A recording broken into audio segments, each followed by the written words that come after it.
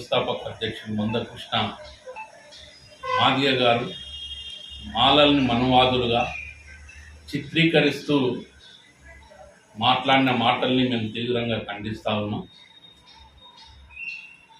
నీవు మాదిగల యొక్క ఆత్మగౌరవాన్ని బీజేపీతో తాకట్టు పెట్టి మనవాదులతో పొత్తు కుదుర్చుకొని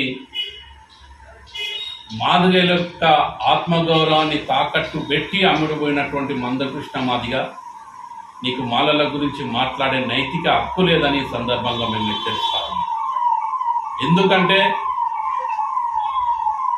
ఆనాడు ఎస్సీ వర్గీకరణ ముసుగులో చంద్రబాబు నాయుడుతో దోస్తీ కట్టి అగ్రవర్ణ రాజకీయ పార్టీలకు తొత్తుగా వ్యవహరిస్తూ ఈరోజు అంబేద్కర్ ఆలోచన విధానాన్ని, అంబేద్కర్ యొక్క ఐడియాలజీని నువ్వు ఈరోజు కనుమరుగు చేసే పరిస్థితి కనబడతా ఉన్నది. నీ 30 సంవత్సరాల సుదీర్ఘ పోరాటంలో ఎన్నడైనా ఎక్కడైనా దళితులకు న్యాయం చేశావని మేము అడుగుతా ఉన్నాం. ఏదో మాలలు మొత్తం మాదిగల సొత్తు దోచుకున్నట్లు, మాదిగల పట్ల నీకేదో సానుభూతున్నట్లు, వారు ఏదో నష్టపోతున్నట్లు ఈరోజు ప్రభాగండ సృష్టించి అన్నదమ్ములు లాంటి మాదిగల మధ్య ఈరోజు చిచ్చు పెట్టి నీ సొంత మనుగడ కోసం, నీ పగ్గం గడుపుకోవడం కోసం ఎంఆర్పిఎస్ ఉద్యమాన్ని ముందుకు తీసుకొచ్చిన సంగతి ఈరోజు యావత్ దళిత సమాజం చూస్తూ ఉన్నది. ఈరోజు మనవాళ్ళతో కలిసి ఎస్సీ ఎస్టీ ఉపకులాల వర్గీకరణ రాష్ట్రాలకు అధికారం ఇస్తూ తీర్పు ఇప్పివ్వడం జరిగింది.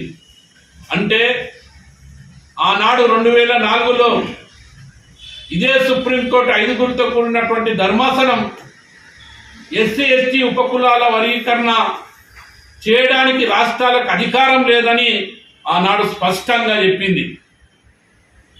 ఈరోజు ఇదే సుప్రీంకోర్టు ద్వారా 7గురితో కూడినటువంటి ధర్మాసనం రాష్ట్రాలకు అధికారం ఇవ్వడం ఏంటని మేము అడుగుతా ఉన్నాం.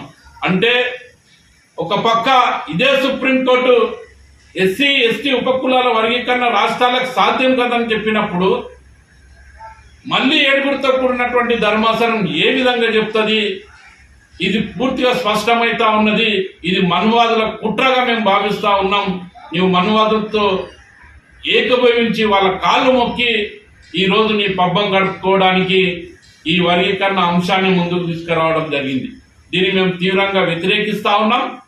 ఇకపైన మాలల పైన కానీ, మాల నాయకుల పైన కానీ, మాల విద్యావంతుల పైన కానీ ఈరోజు ఎక్కడ కూడా మాలలు ఈరోజు మాదిగలను భుజాన పెట్టుకొని ఏ సమస్య వచ్చినా కూడా ఆ సమస్యని పరిష్కరించడంలో ముందుండి ఉద్యమాలు నడిపినటువంటి మాలజాతి నాని విమర్శించేది.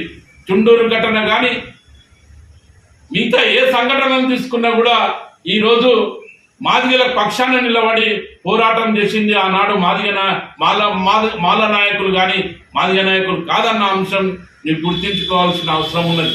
ఎక్కడ మాలలు రాజకీయంగా ఎదిగి ఈరోజు అట్టడుగులు ఉన్నటువంటి ప్రజలకు ఆదర్శంగా నిలుస్తారని ఒక అక్కస్తోనే నీవు ఈరోజు మాలలు మొత్తం మనువాదులన్నీ మాట్లాడుతూ ఉన్నావు. మనువాదుల పక్షాన ఎవరున్నారు? మనువాదులతో ఎవరు జత కట్టిండ్రు?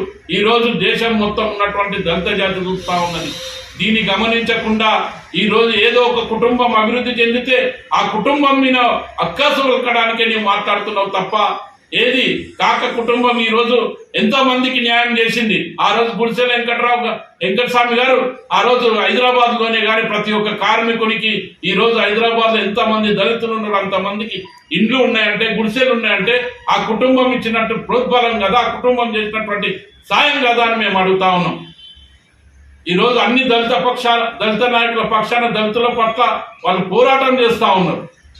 అటువంటి నాయకులను ఏదో ఒక కుటుంబం అభివృద్ధి చెందితే ఆ కుటుంబం మొత్తం యావత్తు మాల జాతి మొత్తం అభివృద్ధి చెందింది అన్నట్టు ఏదో మాదిగల యొక్క సొత్తు దోసుకుంటున్నట్టు మాట్లాడడం సిగ్గుచేటు. ఇకపైనైనా నీ వైఖరి మానుకోవాలి, లేకపోతే బిడ్డ మాలల ఆగ్రహానికి గురికాక తప్పదని సందర్భంగా హెచ్చరిస్తాము.